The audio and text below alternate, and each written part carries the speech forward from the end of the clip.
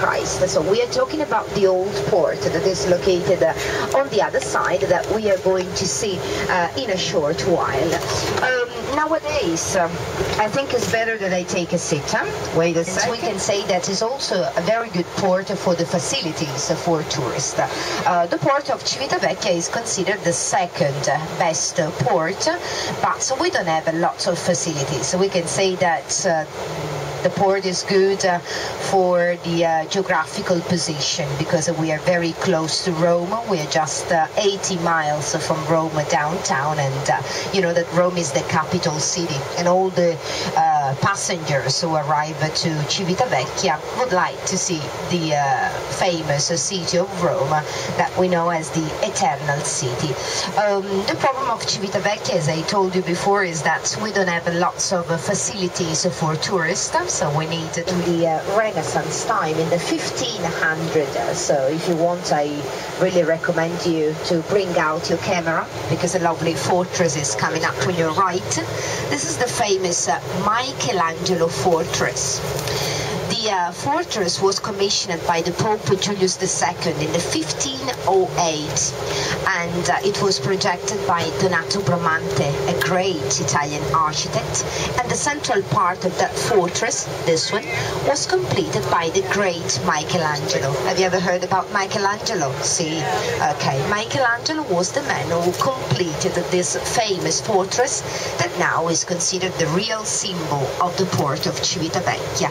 Is the famous Michelangelo by Gian Lorenzo Bernini, commissioned by the Pope Urban VIII, and the fountain in the middle was built later in the 1800s. But now, ladies and gentlemen, get ready because we are going to see the old port. So in a few seconds, take a look on your left and right. You're going to see arches dating back to the 2nd century AD. Because this area that you're going to see on your left was the old port of the city. Now you're going to see just a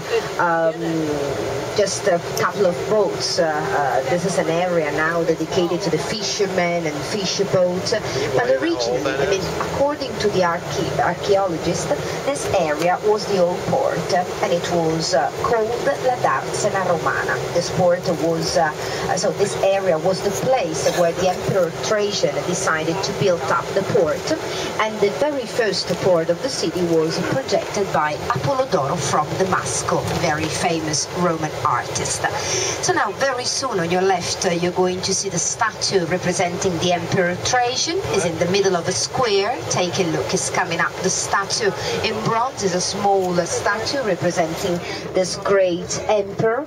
Trajan in Italian is Traiano, and I remind you that under Trajan, the Roman Empire known as Maximus Splendor. So today in Rome, we will see also a very famous archaeological area that was built under the period of the great Emperor Trajan. And now we are going to see the new port of the city. Is coming on your left. As I told you, the port is famous for the traffic of the cruise ship and also for the traffic of the ferry boats. For instance, these big boats in You've been here before, I mean in this region, or is this your first time? First time for everybody? No. Okay, have you been to Rome or to Civitavecchia?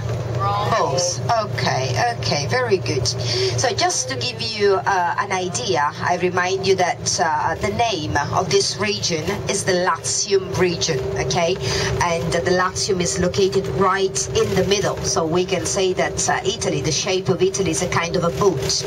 And the Latium is located right in the middle. We are in between Tuscany and the Campania region. So in Tuscany you have a famous city like Florence, for instance, like Pisa, where you have the tower, the famous Tower of Pisa, and then on the south of the Latium region you have the Campania region, where there is Naples, Capri, Sorrento.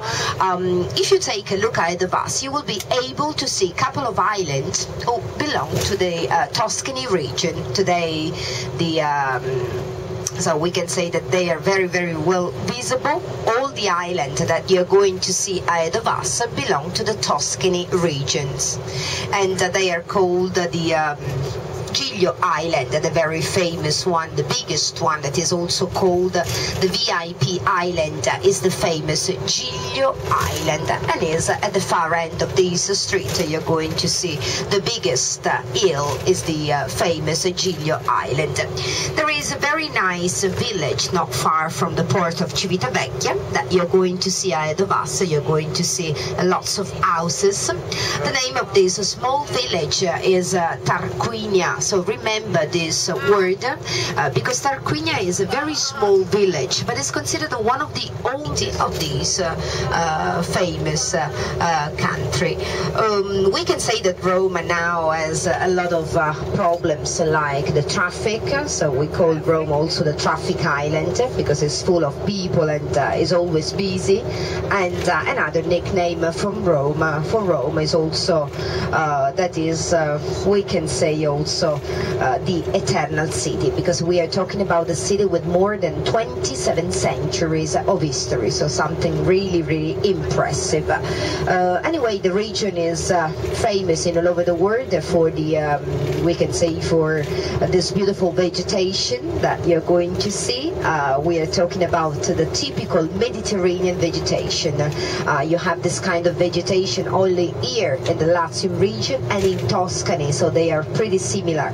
Now we are going to drive along the motorway, so we are going to enjoy a very nice scenic drive. Remember that all the mountains that you will see on your left hand side are the so-called Apennine Mountains, and then you will see also the sea on your right hand side, the famous Mediterranean Sea. The vegetation, as I told you, is pretty similar to the one that we have in Tuscany. You're going to see lots of umbrella pine trees. I'm talking about trees. The umbrella pine trees are very well so you can recognize the umbrella pine trees because of the shape. They really look like an umbrella. Then you will see also oleanders. The oleanders were in the middle of the motorway with lots of flowers, but unfortunately this is not the right moment to see oleanders, so we do have lots of and also the city of Civitavecchia. So I know that for you it could be difficult to say Civitavecchia, okay? You have just to in my opinion, I think it's better to divide the word in two sections. You can say just Civita and then Vecchia. But why we call this city Civitavecchia? Of course, because the name comes from the Latin. So when the Emperor Trajan decided to build the port, he called the place Civitas Vetula. Okay, the name was in Latin because you know that the language of the Romans was the Latin language. And if you want to translate this word from Italian now to English, I remind you that Civita, so Civita means city and Vecchia means old, okay? So the meaning is just the old city, dating back to the 2nd century after Christ and built by the great Emperor Trajan, Traiano. And now we are very famous square that we called Piazza Navona, the Navona Square. It's a lovely square where there is located a nice fountain projected by Gian Lorenzo Bernini, the fountain of the 4 rivers. And right in front of this fountain there is one of the oldest gelato shop of Rome that is called I Tre Scalini. The translation is the 3 steps, and it's right in front of the Navona square. So this is just to let you know that Rome is famous not only because it's a place where we make the wine. So we produce a particular kind of wine that is called Cerveteri Bianco. Of course, the very famous, the best wine of Italy is the Chianti. We make the Chianti, we produce the Chianti in the Chianti Hills nearby Tuscany. But the Chianti is just red. The wine that we produce in this area, in a city that is called Cerveteri, probably for you is hard to remember this little name. But Civitavecchia is getting very, very famous because we produce a particular kind of wine that is almost white, is not sparkly, is a dry wine, is fruity, and is very, very good with fish and with seafood. So very soon you will see lots of fields full of vineyards. So if you want, I really recommend you to take a lot of pictures to these beautiful vineyards. Of course, this is not the good moment to make the wine. They used to make the wine in this area in October and November, so it was very frequently we have seen a lot of people working on the fields in September and October. Anyway, now we still have these beautiful fields full of lovely vineyards, because here we produce the famous Italian wine. The name of this wine is Civitavecchia Bianco. Bianco is just white. Okay, this is because I want to tell you something about the Italian language. Okay, Bianco is the translation to say white. And now have a look on your right. This is the this is a section, this is a part of the all the vineyards that we have in Civitavecchia. Anyway, all around you is full of vineyards. Have a look on your left, right and side. And that belonged to this beautiful city, also Tarquinia, the one that I showed to you before, and the second one is Civitavecchia. Both are dating back to the 9th century before Christ, so we are talking about something very, very old. And now, ladies and gentlemen, I want to tell you something more about our tour. Of course, as I told you, we're supposed to arrive in Rome at 10 o'clock. Okay, and the journey will take about 1 hour and a half. It depends from the traffic, but because all the pyramids are just in Egypt.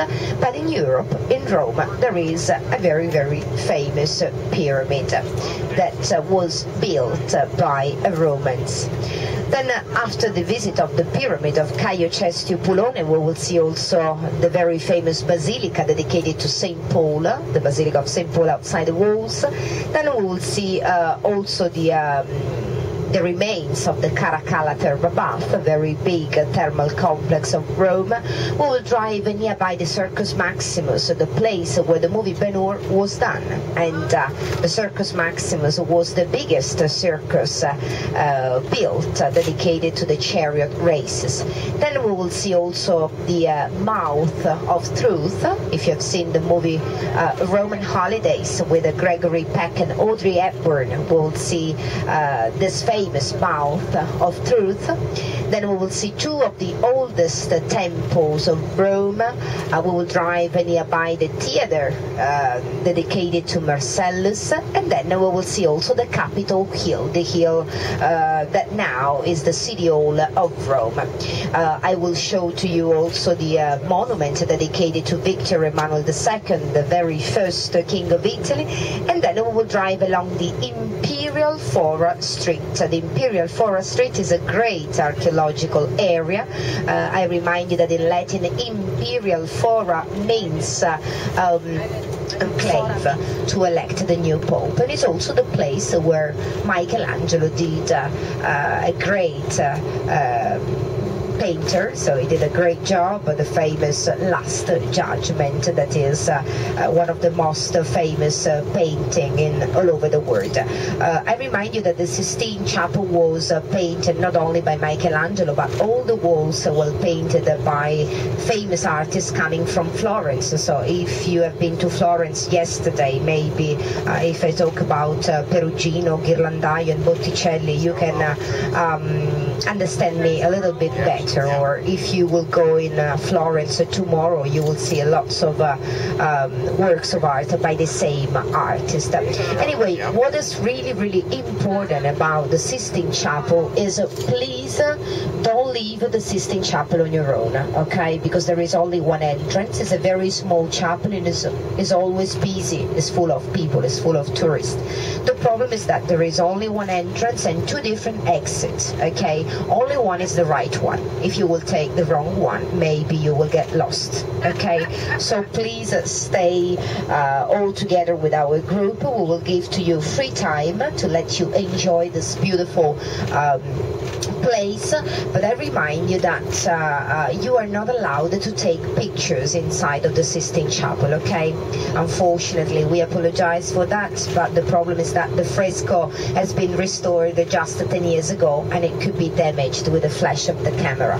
If you want to take pictures inside of the museum, you can do that, but without the flash, okay? Without the flash, you can take pictures only inside of the museum. The only place where you are not allowed is the Sistine Chapel. Anyway, if you want, you can buy